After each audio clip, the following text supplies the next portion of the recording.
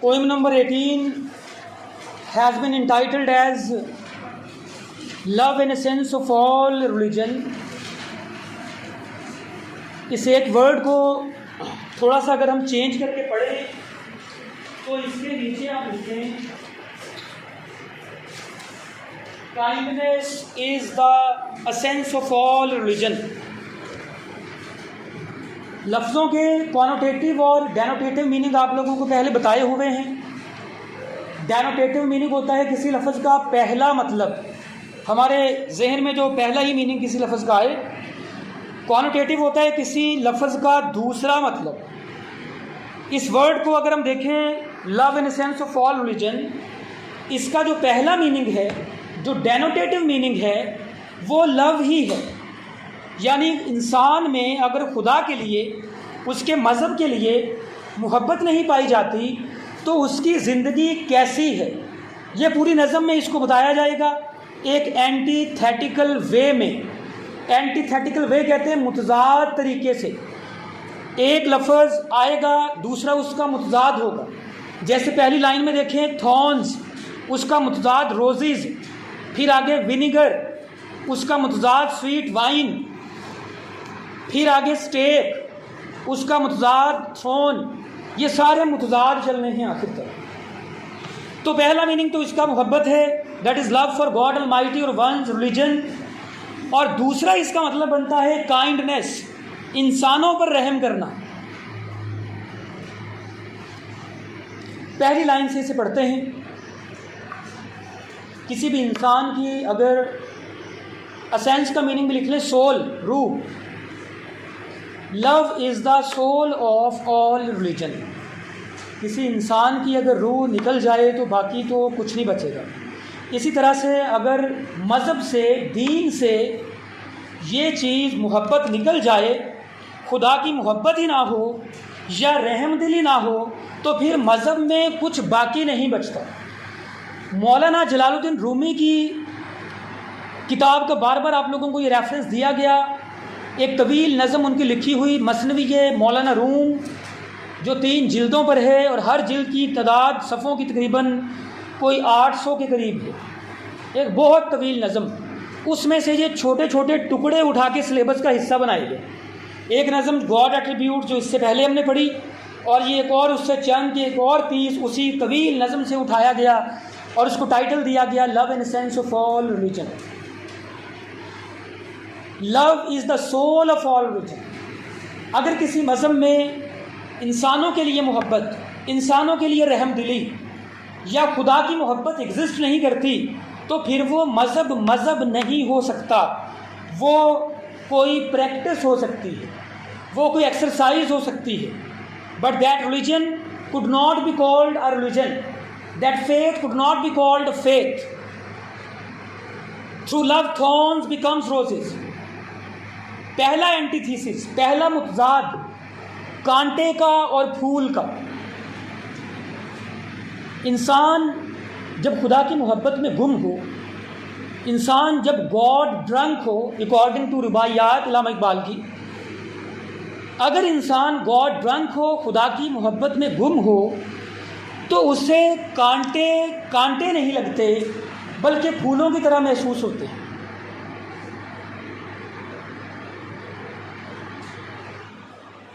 कई एग्जाम्पल्स हमें हॉली प्रॉफिट की लाइफ से मिलती हैं कि लोग उनके रास्ते में कांटे बिछा दिया करते थे, वो चुप करके गुजर जाते।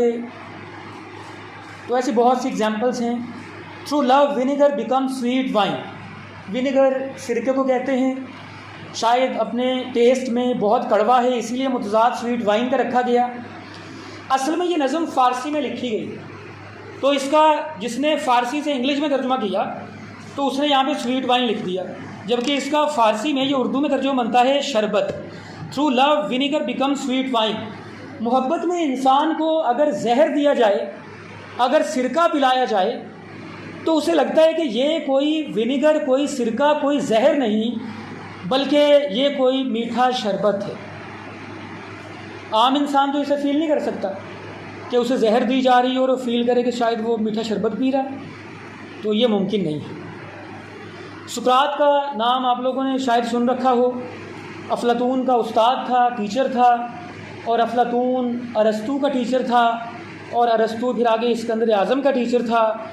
ये चारों का एक सिलसिला है।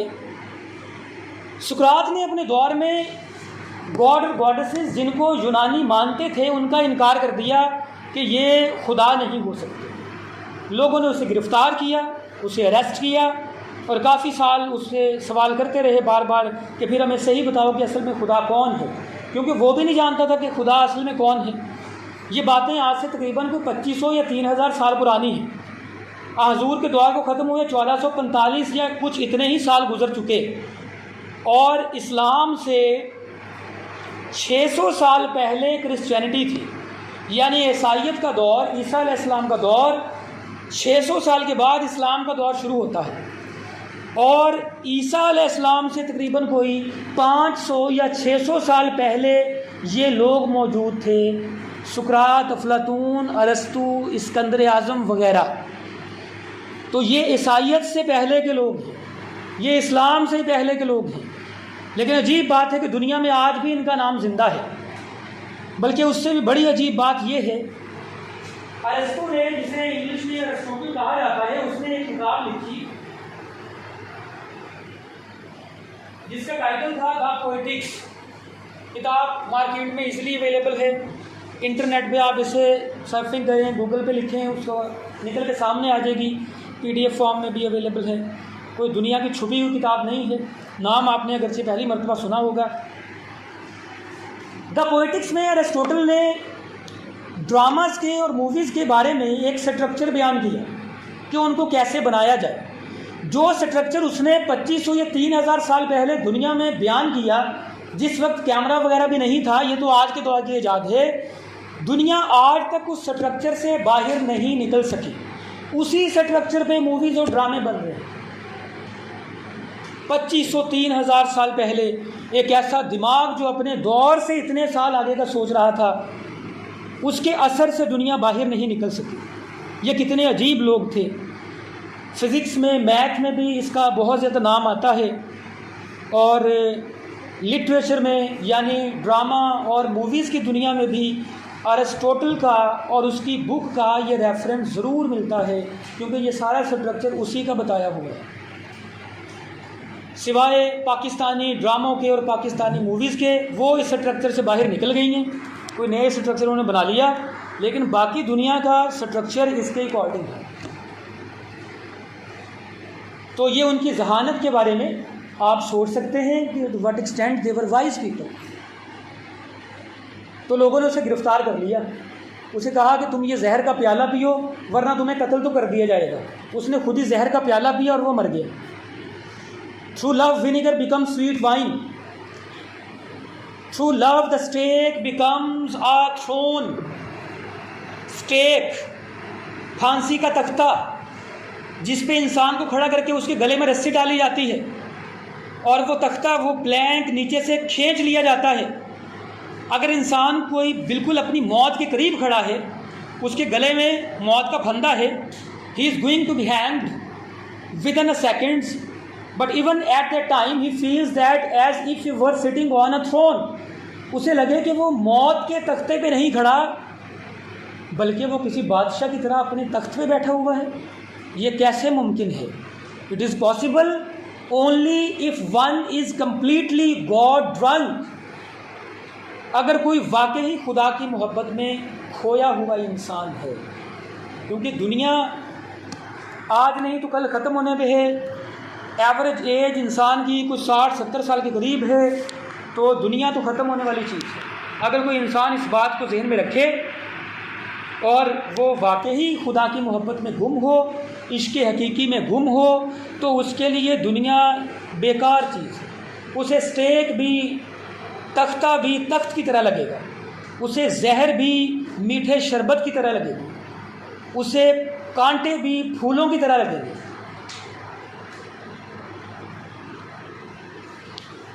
Through love the misfortune becomes good Fortune.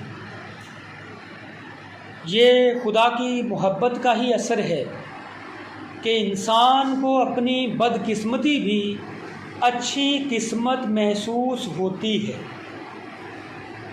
याकूब अलैहिस्सलाम कहीं पर अपनी बकरियों के रेवड़ को चरा रहे थे, जो कि यूसुफ अलैहिस्सलाम के बाप थे, वालिद थे, खुद भी पैगंबर थे।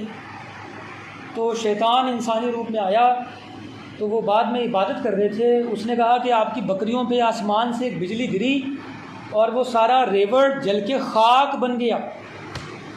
याकूब अलैहिस्सलाम ने कहा कि खुदा का दिया हुआ माल था, उसने वापस ले लिया, तो इसमें हैरानगी की क्या बात है। बहुत मायूस हुआ, वापस गया, फिर इंसानी रूप में आया। उसने आगे कहा कि वो जो बकरियों का रेवड़ जल के खाक बन गया था, खुदा ने उनको दोबारा ज़िंदा कर दिया। याकूब अलैहिस्सलाम ने फिर उसी इत्मीनान के साथ जवाब दिया कि खुदा ने पहले वापस लिया था, दोबारा उसने वापस दे दिया, तो इसमें हैरानगी की क्या बात है। यानी ना पहले उस पर गमगीन हुए, ना बाद में खुशी का इजहार किया, क्योंकि अगर खुशी का इजहार होता तो पता चलता कि पहले गम मौजूद था दिल में कहीं ना कहीं, इसीलिए तो खुश हो रहे हैं। यानी मिस फॉर्चून बदकिस्मती हुई, कोई परवाह नहीं।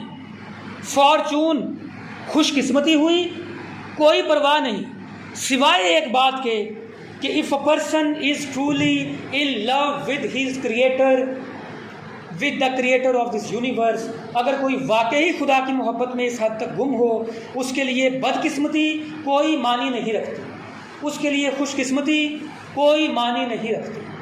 Because the one thing, the one way he is following, that is the way that leads towards God Almighty, the creator of the universe.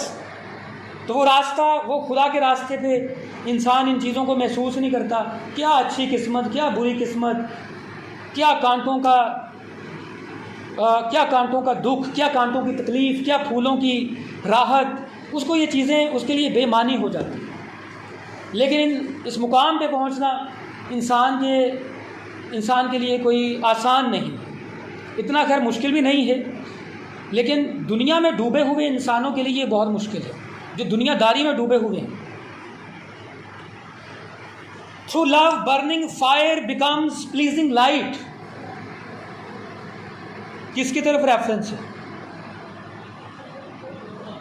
चंद दिन पहले हमने नज़म पढ़ी, यकीन मिसले खलील आतिश नशीनी, यकीन अल्लाह मस्ती खुद गजीनी। रुबाइयात जो हमने पढ़ी, डायरेक्ट रेफरेंस है हज़रत इब्राहीम अलैहिस्सलाम की तरफ। उन्हें आग में फेंका गया, वो खुदा के लिए, खुदा की मोहब्बत में चुप रहे, बेखतर कूद पड़ा आतिशे नमरूद में इश्क, अक्ल है महवे तमाशाए लबे बाम कि अक्लमंद इंसान जो है वो सोचते रहते हैं कि इस आग में गिरेंगे तो बचेंगे या मरेंगे या क्या होगा, लेकिन इब्राहीम अलैहिस्सलाम बेखतर कूद पड़ा आतिशे नमरूद में इश्क, यानी इब्राहीम अलैहिस्सलाम और उनके दिल में जो खुदा का इश्क था, वो तो आग बाद में ठंडी हो गई। उन्हें कौन सा पता था कि मुझे आग में गिराया जा रहा है तो ये ठंडी हो जाएगी, ये तो बाद में पता चला, ये मौजज़ा तो बाद में हुआ। फिर तो इम्तिहान ही नहीं हुआ कि अगर किसी को पहले ही बता दिया जाए कि तुम्हें आग में गिराया जाएगा लेकिन वो बाद में ठंडी हो जाएगी, तो फिर इम्तिहान कहाँ हुआ? फिर तो कोई भी चला जाएगा आग में। आम में से कईयों का ईमान इस हद तक बढ़ जाएगा, आम इंसान का ईमान बढ़ जाएगा। लेकिन पैगंबर का इम्तिहान क्या था कि आग की तपश थी, बाद में गिरने के बाद वो ठंडी हुई। किस वजह से? Through love burning fire becomes pleasing light, खुदा की मोहब्बत है जिसकी वजह से दहकती हुई आग एक खुशगवार रोशनी में, प्लेजेंट लाइट में तब्दील हो गई। Through love stone become soft as butter, किसकी तरफ रेफरेंस है? पत्थर मारे जाएं, लेकिन आपको कौन सा वाक़या? जब ताइफ में गए, लोगों ने आगे से पत्थर मारना शुरू कर दिए, शरारती बच्चों को पीछे लगा दिया। वाक़यात आप लोगों के सुने हुए, समझे हुए, तो इसलिए थोड़ी सी इस पर हम बात करेंगे। तो through love stone become soft as butter. जिब्राईल अलैहिस्सलाम आए, उनको जो जवाब दिया कि इन लोगों को माफ़ कर दें, ये जानते नहीं, ये समझते नहीं, सारी बातें आप लोगों को इस लेवल तक कम से कम खुद पता होनी चाहिए।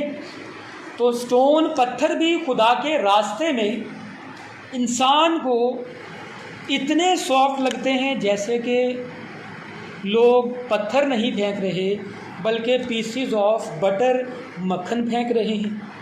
Through love grief becomes Joy. खुदा की मोहब्बत में इंसान कभी गमज़दा नहीं होता, उसको गम, दुख, परेशानी वो खुशी लगती है।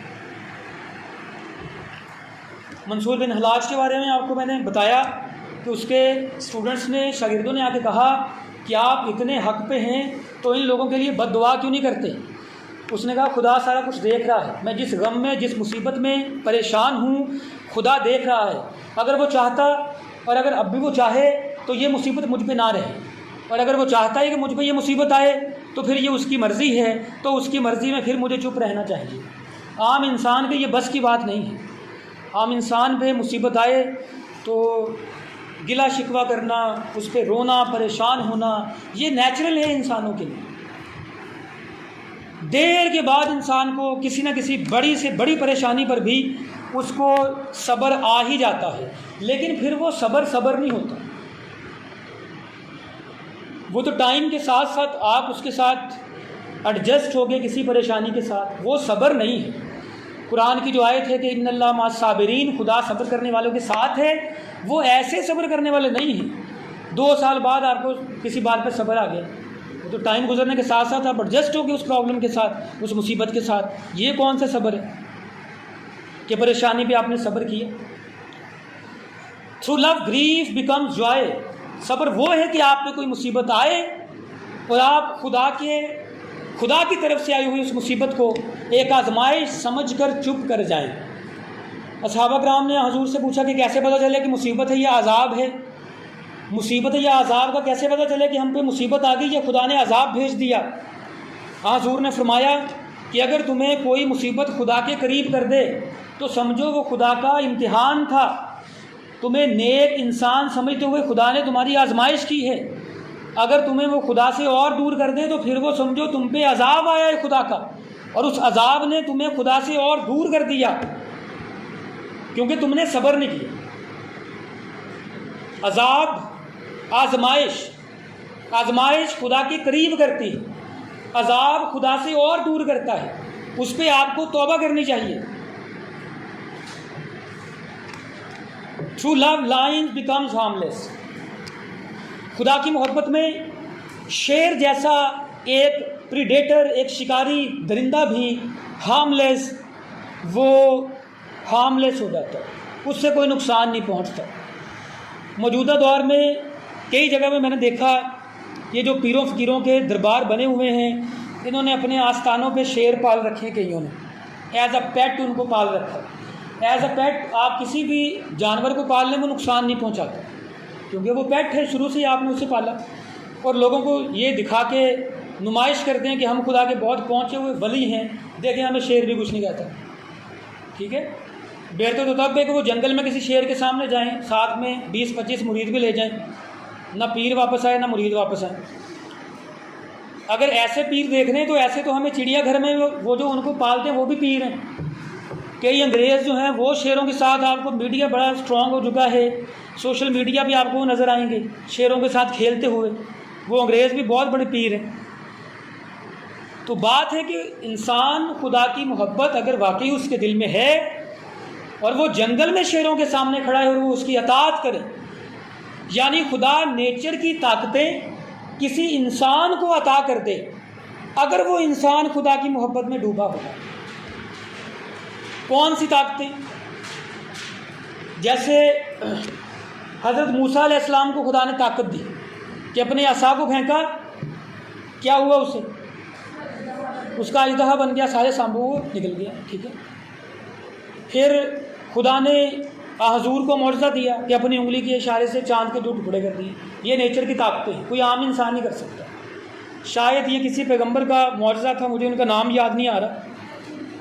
वो लोहे को ऐसे हाथ से चीर दिया करते थे और उन्हीं ने सद सिकंदरी बनाई जिसके पीछे ये याजूज और माजूज की कौम को वहाँ पे कैद किया, यानी दज्जाल के लश्कर को। तो दुनिया में बेशुमार ऐसे मौजज़े मिलते हैं और ऐसे पैगंबरों का जिक्र मिलता है जिनको खुदा ने नेचर की ताकतें अता की कि शेर उनको कुछ ना कहें, उनके सामने उनकी अताअत करें। हुज़ूर ने पत्थरों को हाथ में रखा, उन्होंने कलमा पढ़ दिया।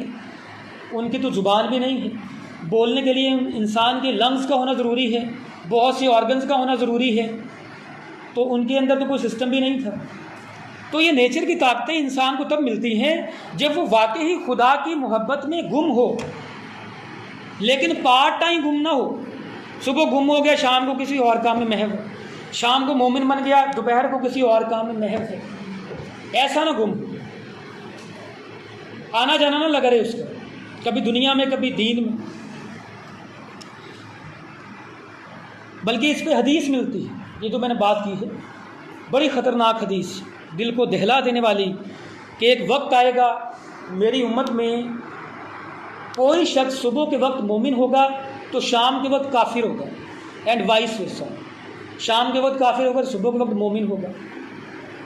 एनालिसिस करें, इंसान अपना अपना एनालिसिस करें कि उनके दिल में ईमान की कैफियत कैसे चेंज होती है।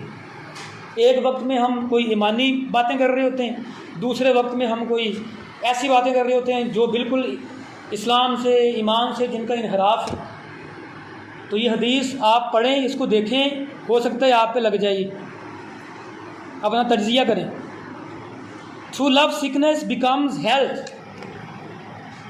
बहुत बड़ी कोई बीमारी आ गई, कोई ख़तरनाक बीमारी, कोई जानलेवा बीमारी, इंसान उसमें भी अपने आप को सेहतमंद महसूस करे खुदा की मोहब्बत में। Through love wrath seems to be mercy. Wrath, गुस्सा, शदीद गुस्सा, लोग आप पे शदीद गुस्सा कर रहे हैं, लेकिन आप इस बात पे चुप रहें कि ये मुझ पे गुस्सा, अताब, किसी का गज़बनाक होना ये खुदा से मोहब्बत की वजह से है। तो फिर आपको वो गुस्सा गुस्सा नहीं लगेगा, वो अताब, वो गज़बनाकी, वो गज़ब नहीं लगेगा, बल्कि आपको वो मर्सी, काइंडनेस, आपको रहम की तरह ही महसूस होगा। लेकिन शर्त एक चल रही है जिससे टाइटल बनाया मौलाना जलालुद्दीन रूमी ने, that is religion, love and sense of religion. जहाँ रिलीजन है वहाँ मोहब्बत है, खुदा की मोहब्बत। जहाँ पर मोहब्बत नहीं है वहाँ पर रिलीजन नहीं हो सकता। दोनों चीज़ें इकट्ठी हैं, लाज़िम व मलज़ूम है, हैंड इन ग्लव है। Through love the dead rise to life, poem की सबसे अजीब लाइन, मुर्दे जिंदा हो जाते हैं खुदा की मोहब्बत। देखें, ईसा अलैहिस्सलाम को खुदा ने ये मौजज़ा अता किया कि वो मुर्दों को ज़िंदा करते थे। क्रिश्चियंस अगर मिसलेड, अगर गुमराह हैं, तो ईसा अलैहिस्सलाम के भी कई मौजज़ात और काम ऐसे हैं कि उन्हें उनका मिसलेड होना, गुमराह होना बनता है। मुर्दों को ज़िंदा करना कोई छोटी बात है? खुदा के कामों में से एक काम मुर्दों को ज़िंदा किया जाए। परिंदों को बना के उन्हें फूंक मारते हैं, हवा में उड़ते हैं, खुदा के कामों में से एक काम। और फिर उससे भी बड़ा काम, जब उनको क्रूसीफाई करने के बाद दफन किया गया, 3 दिन बाद अपनी कब्र से खुद बाहर आ गए, ये बताने के लिए कि मैं आसमानों पे उठा लिया गया हूँ, मैं दुनिया में दोबारा वापस आऊँगा। और उससे भी बड़ी बात कि ईसा अलैहिस्सलाम ने दुनिया में वापस आना है अगले 10-15 साल में। हुज़ूर जब मिराज पे गए तो आपने कहा कि मेरी उम्मत को कुछ और वक्त दिया जाए। वक्त दिया गया अल्लाह ताला की तरफ से 1.5 दिन। अब्दियत का एक दिन 1000 साल के बराबर का है मजहबी एतबार से। अब्दियत का यानी आसमानी एक दिन हमारे दुनिया के 1000 साल के बराबर है। इस लिहाज से ये 1500 साल बनते हैं। और इस्लाम को दुनिया से यानी प्रचार होकर गए हुए, हुज़ूर को तबलीग करके गए हुए 1400 कुछ साल गुजर गए हैं। शायद ये 1445 हिजरी है, तो पीछे 50 साल या 55 साल बाकी रह गए हैं। और क़यामत की निशानियों के बारे में अगर कोई किताब पढ़े तो बेशुमार निशानियाँ पूरी हो चुकी हैं। अचानक से आपको पता चलेगा, घरों में जाएं, टीवी पे खबर चल रही हो कि दज्जाल आ गया जी, ईसा अलैहिस्सलाम का ज़ुहूर हो गया। आप हैरान होंगे कि हम लोगों ने ये सारे वाक़यात देखने थे, क्योंकि ये चीज़ें पूरी हो चुकी हैं। मुसलमानों के बारे में जितनी हदीसें पूरी हो चुकी हैं, एक हदीस है कि मुसलमान इतने कमज़ोर हो जाएंगे जैसे पानी के ऊपर तैरते हुए तिनके। मुसलमानों की मिसाल ऐसी है। सहाबियों ने पूछा कि या रसूलल्लाह के उस दौर में हमारी तादाद कम होगी? आपने कहा कलील नहीं होगी, कसीर तादाद होगी। दूसरे नंबर पर आबादी है दुनिया में मुसलमानों की, जगह जगह ज़लील ख्वार हो रहे हैं। इराक़ में, अफ़गानिस्तान में, शाम में, फ़लस्तीन में, चेचनिया में, कश्मीर में, अफ्रीका के बेशुमार मुसलमानों के मुल्कों में मुसलमान ज़लील हो रहे हैं। तो अहदीस में बहुत सी निशानियां हैं जो पूरी हो चुकी हैं। दुनिया की सबसे जो बाखबर कौम है वो यहूदी है, जिन्होंने दज्जाल के लिए बहुत से अपने टेम्पल्स बनाना शुरू किए हुए हैं और काफ़ी सारे वो कंप्लीट कर चुके हैं, जहां वो दज्जाल को और उसकी फ़ौज याजूज माजूज को वेलकम करेंगे। मुसलमानों को पता ही नहीं है कि ये क्या बातें हैं, उनके लिए ये कहानियाँ हैं, कभी सुना ही नहीं है कौन सी बातें, कभी बताया ही किसी ने नहीं, कभी पता ही नहीं चला। मुसलमान सबसे बड़ी बेखबर कौम है। क्रिश्चियन भी बहुत आगाह हैं, उन्हें भी पता है कि ईसा अलैहिस्सलाम ने दुनिया में वापस आना। ये ट्राई एंगल है, एक इमाम महदी आएंगे मुसलमानों के लिए, ईसा अलैहिस्सलाम आएंगे, अगरचे वो भी इस्लाम के लिए आएंगे लेकिन ईसाई कहते हैं हमारे लिए आएंगे। दज्जाल आएगा यहूदियों के लिए। अब यहूदी और ईसाई आपस में मिले हुए मुसलमानों के ख़िलाफ़, जबकि मुसलमानों को पता ही नहीं किसी ने आना है कि नहीं आना। दुनिया में ऐसे घूम कुछ पता ही नहीं। Through love the king becomes a slave. इंसान खुदा की मोहब्बत में बादशाह से ग़ुलाम बन जाता है। रेफरेंस है डायरेक्ट यूसुफ अलैहिस्सलाम की तरफ, जैसे वो मिस्र के बाज़ारों में बिक गए लेकिन वो बादशाह थे, क्योंकि मिस्र के बाद में वो बादशाह भी बने।